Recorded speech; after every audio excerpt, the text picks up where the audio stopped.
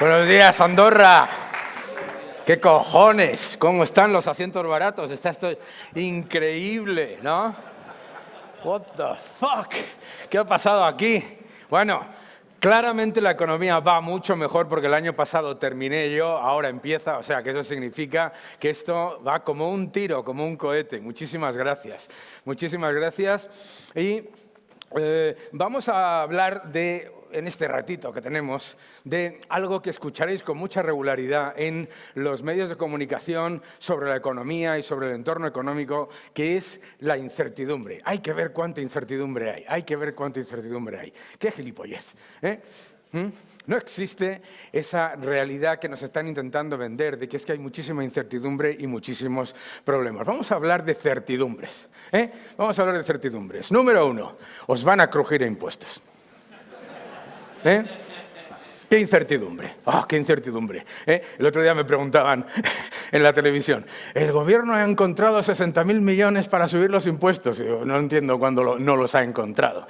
Nos van a crujir a impuestos. Veréis, se habla mucho de la deuda pública y del aumento de la deuda pública. El Fondo Monetario Internacional nos ha explicado que hay una enorme carga de deuda pública, pero se habla muy poco de lo más importante y lo más importante para lo que vais a hablar en los próximos 2 días aquí en Andorra, que son los compromisos ya adquiridos pero no financiados, ¿vale? El otro día me decían en un medio de comunicación, ¿vamos a cobrar una pensión los jóvenes? Y le dije, sí. Esa no es la pregunta. La pregunta es ¿en qué? ¿En qué vas a cobrar la pensión? ¿La vas a cobrar en Pedros? ¿La vas a cobrar en la inflación, mis queridos amigos? Mucho cuidado con las preguntas. Y certidumbre, claro que la vas a cobrar. Lo que pasa es que cuando tenemos unos pasivos comprometidos, pero no financiados, de más del 500% del Producto Interior Bruto en España, superando a Francia, que tiene un 400%, a Estados Unidos, que tiene un 100%, y acercándonos, como el cohete que somos, a Japón, que tiene un 1000% del Producto Interior Bruto de compromisos adquiridos pero no financiados, mis queridos amigos, hay otra certidumbre, aparte de que nos van a crujir a impuestos, que tenemos, que es la mentira de que se está controlando la inflación. Fijaos, después de revisar 3 veces la fórmula de cálculo de la inflación, nos encontramos con unos estados que se vanaglorian de que la inflación ha bajado al 2 y pico %, ¿de acuerdo? El último dato de octubre resulta que nos muestra, oh sorpresa, que ha habido sorpresa, ha subido la inflación. Oh, sorpresa, la masa monetaria ha subido entre junio y octubre y, qué sorpresa, sube la inflación, ¿no? Bien. ¿Y por qué sabemos que se va a mantener la inflación persistente? Porque lo que se está intentando, literalmente, es llevar a cabo el proceso de diluir esos compromisos fiscales, todo lo posible, en una moneda que cada vez vale menos, y en la que además nos están poniendo como alternativa algo alucinante, que son los activos digitales de los bancos centrales. Lo llaman las monedas digitales, pero no son monedas, son activos digitales. ¿Y por qué? ¿Por qué son tan peligrosos? ¿Vosotros habéis visto alguna vez algún líder que tema a la competencia? Yo no, ¿no? Si Bitcoin es un papel irrelevante, especulativo, comprado por estúpidos que no saben lo que están haciendo y que van a perder todo su dinero, ¿de verdad se tiene que proteger el dólar o el euro del Bitcoin? Es una imbecilidad. Ningún líder teme a la competencia. La única razón por la que un líder que tiene la moneda de reserva del mundo o la segunda moneda de reserva del mundo le puede temer a las monedas independientes es porque tiene el objetivo explícito y clarísimo de continuar destruyendo el poder adquisitivo de esa moneda. Es decir, si yo soy un fabricante de coches que quiero vender coches malos, de mala calidad y que no funcionen y mantener mi cuota de mercado, tengo que buscar que se imponga la imposibilidad de que haya competencia, porque si no cualquier otro compraría lo mío. El objetivo, por lo tanto, no es ni la facilidad, ni la transacción, ni ninguna de esas estupideces que te dicen, ni mucho menos, como dice el Banco Central Europeo, que la moneda digital del Banco Central Europeo es buena para el cambio climático, que ya no... What the fuck? Eso es lo último que me faltaba a mí oír, ¿no? Es buena para el planeta, Es buena para el planeta. Claro, es buena para el planeta porque nos van a llevar a todos a la edad de piedra. Pero bueno, ¿por qué sabemos que la inflación se va a mantener persistente todo lo que se pueda? Bueno, pues porque la inflación es un impuesto escondido y la inflación es la única manera en la que se pueden comprometer todos esos pasivos absolutamente infinanciables en una moneda que cada vez pierda mayor poder adquisitivo. Claro, me decían anoche en la televisión norteamericana cómo puede haber sido que los ciudadanos norteamericanos hayan votado a Donald Trump cuando en Estados Unidos está bajando la inflación. Y claro, yo le dije, vamos a ver, es que si yo engordo 10 kilos un año, engordo 4 kilos el siguiente y engordo 2 kilos el siguiente, no he adelgazado. Es que haya bajado la inflación no significa que haya bajado el precio de nada, sino que sigue subiendo. Y claro, efectivamente, cuando tienes en un país que produce 14 millones de barriles al día, la gasolina un 40% por encima de los niveles del 2021, los alquileres un 35%, los alimentos un 40%, la gente se cabrea. La gente se cabrea. Y claro, los gobiernos intervencionistas siempre te van a decir que la inflación es culpa de los supermercados. Los supermercados que son tontos, malos y además quieren fastidiar a sus clientes, que son culpa de los inquilinos, son culpa de todo el mundo, excepto del que imprime la moneda muy por encima de los niveles que demanda el sector privado. Por lo tanto, certidumbre que tenemos. La política monetaria va a continuar siendo extremadamente laxa. Me parto de la risa cuando escucho que los bancos centrales están siendo muy prudentes. Es que se me rompen los riñones de risa. Es una broma. Es una broma, yo tengo dos. Es una broma, ¿por qué? Porque si lo que veis todos los días es exactamente lo contrario. La política de los bancos centrales ha sido exclusivamente subir los tipos de interés. Pero los tipos de interés son extremadamente laxos, extremadamente bajos. De hecho, los están bajando todavía más. ¿Para qué? Para hacer exactamente lo mismo, certidumbre total, para mantener el desastre fiscal de los estados, para perpetuar el desastre fiscal de los estados.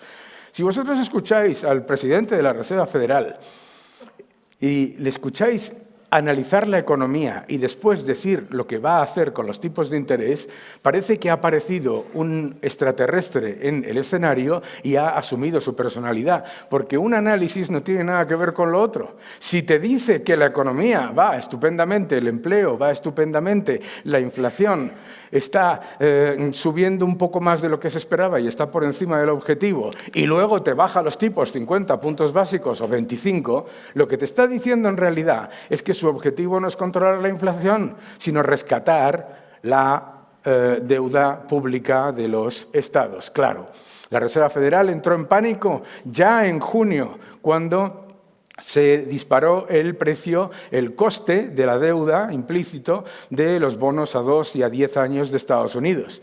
Y entonces decidió retrasar su proceso de normalización del balance. Eso fue en junio. En septiembre volvió a entrar en pánico, bajando los tipos 50 puntos básicos, a pesar de que la inflación estaba por encima del objetivo. Que el único factor de desinflación que había existido en los últimos 6 meses era el del precio de la energía, que además empezaba a rebotar.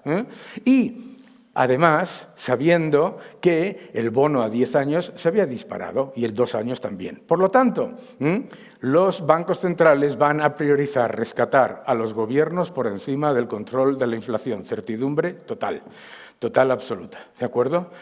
Más certidumbres que tenemos. El otro día me decían, ¿cree usted que va a mantenerse la guerra? Pues sí, se va a mantener la guerra. Claro que se va a mantener. ¿Cómo no se va a mantener la guerra? Por Dios. Es que es una absoluta ridiculez pensar que no va a ocurrir eso. Tenemos otra certidumbre ya, ¿no? Sabemos que las economías del mundo van a seguir intentando que se introduzca al máximo el monopolio de la impresión de moneda, el control de la moneda, y además del control de la moneda se necesita, y por eso es urgente lo que se está intentando hacer con la libertad de expresión, eliminar la libertad de expresión. Fijaos qué curioso, ¿no? Si los gobiernos viesen que los ciudadanos están contentos, que ganan más dinero, que tienen mayor renta disponible, que tienen mejores salarios, que viven mejor, etcétera, etcétera, y además que tienen la mejor moneda con la cual atesorar sus ahorros y ganar sus salarios, lo que querrían es muchísima más libertad de expresión. ¿Por qué te quieren limitar la libertad de expresión y monopolizar el control de la emisión de moneda? Pues precisamente porque no tienen ningún objetivo de mantener o garantizar la moneda como reserva, unidad de valor y medio de pago generalmente aceptado. Bien, certidumbre total para los próximos 4 años, la guerra de divisas. ¿Vais a ver guerra de divisas sí o sí? Están contando todo el día la estupidez de... Es que yo, de verdad, los medios de comunicación es muy entretenido, y con los que estamos aquí, que lo sufrimos constantemente, está por aquí Marcos también, Marcos de Quinto, dale un aplauso a todos los ponentes, hombre. Muchísimas gracias. Pues, ¿qué es lo que sabemos? No, es que vuelve el proteccionismo. ¿Cuándo se ha ido el proteccionismo? ¿Qué tontería es esta? ¿Qué tontería es esta? Con Biden y Harris todos los aranceles de Trump se aumentaron y se aceleraron. Con la Unión Europea tenemos unas barreras proteccionistas tan brutales que no os lo tengo que decir a ninguno. Salid a la calle si venís de España o estáis en Andorra, da exactamente igual, y me decís cuántos coches norteamericanos, cuántos huevos norteamericanos y cuánta carne norteamericana compráis o consumís. Cero, absolutamente cero. Esos son aranceles. Bien, pues los aranceles de unos y otros que se presentan como la solución a los problemas que ellos mismos crean, claramente también son un problema. Y lo otro que es una certidumbre es que el Estado no es la solución, sino que es el problema. El Estado no es la solución, sino que es el problema. Vamos a darle un aplauso a todos los que están ayudando en Valencia, porque esos son héroes absolutos. Un aplauso, por favor, a la gente que está en Valencia ayudando.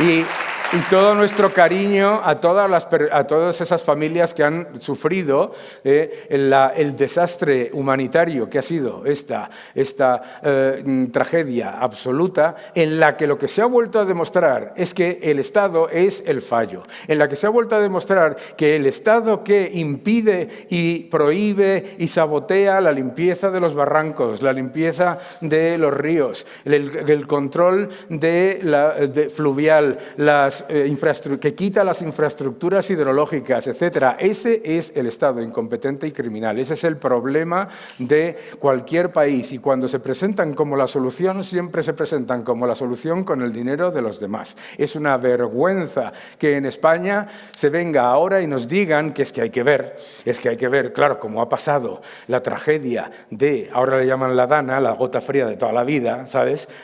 Pues como ha pasado, se necesita aumentar todavía más el presupuesto en un país que gasta 21.000 millones de euros de impuestos verdes, 10.000 millones de euros en transición ecológica, 5.000 millones de euros en Agenda 2030. What the fuck? ¿Qué cojones? Es un problema de recursos. ¿Qué cojones es un problema de aumentar el gasto? Siempre en Inglaterra, ahora otra vergüenza. Atención a lo que está pasando en Inglaterra. Atención a lo que está pasando en Inglaterra, donde se te mete en la cárcel por darle retweet a un señor que se ha equivocado en su tweet. Mucho cuidado con lo que está pasando en Inglaterra, donde se quieren introducir limitaciones a la libertad de expresión con efectos fiscales y efectos bancarios, en donde se te puede quitar la cuenta bancaria por lo que retuiteas o por lo que comentas.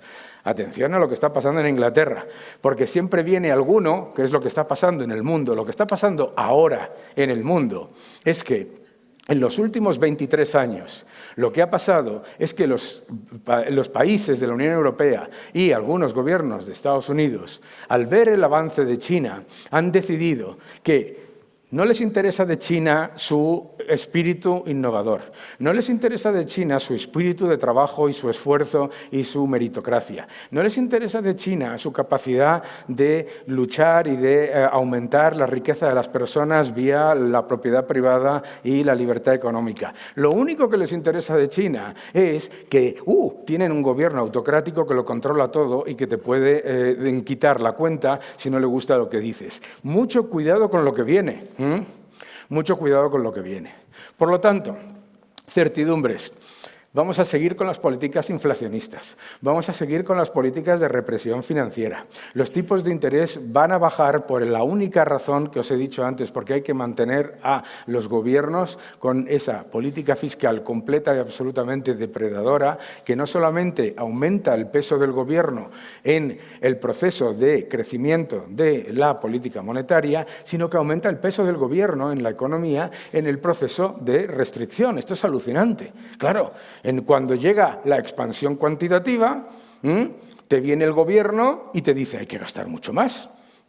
Y cuando llega la contracción cuantitativa, te viene el gobierno y te dice hay que gastar mucho más. Es una maravilla. Entonces tenemos eso como efectos absolutamente claros en los próximos años. Tenemos un enorme problema en la Unión Europea. Tenemos un problema de competitividad. No tenemos liderazgo tecnológico, no tenemos liderazgo energético, no tenemos liderazgo industrial y estamos perdiendo el liderazgo en ganadería y en agricultura. Y todo eso gracias a una burocracia incompetente, confiscatoria y completamente destructiva. Bien. ¿Cuál es el problema de la Unión Europea? ¿Es ese? No. El problema de la Unión Europea es que entonces aparece Mario Draghi, hace un informe fantástico de 400 y pico páginas en la que analiza perfectamente las debilidades de la Unión Europea y como si vas al médico con una cirrosis y un alcoholismo agudo y te hace un diagnóstico maravilloso, pero después te receta 7 vodkas, eso es lo que ha hecho Mario Draghi.